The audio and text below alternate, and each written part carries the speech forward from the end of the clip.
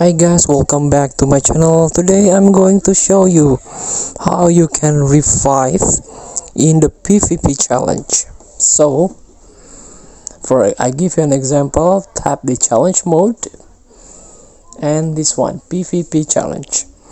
If you defeat in this challenge, you can revive, and you cannot, if you get the revive ticket, you do not have to replay for the first mission or first stage.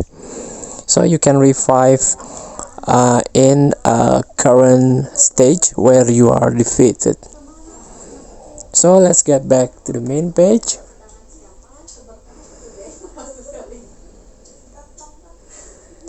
Go to the quest, tap it, and tap this one, PvP challenge quest. So this one, the quintuple. This can be earned in PvP challenge quests and used to revive in PvP monthly challenge at the end of the month.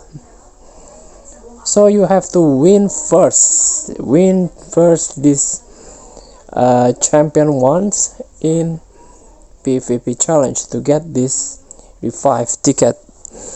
Thank you for watching. I made this video for beginner. Thank you for watching. Don't forget to comment, like, and subscribe.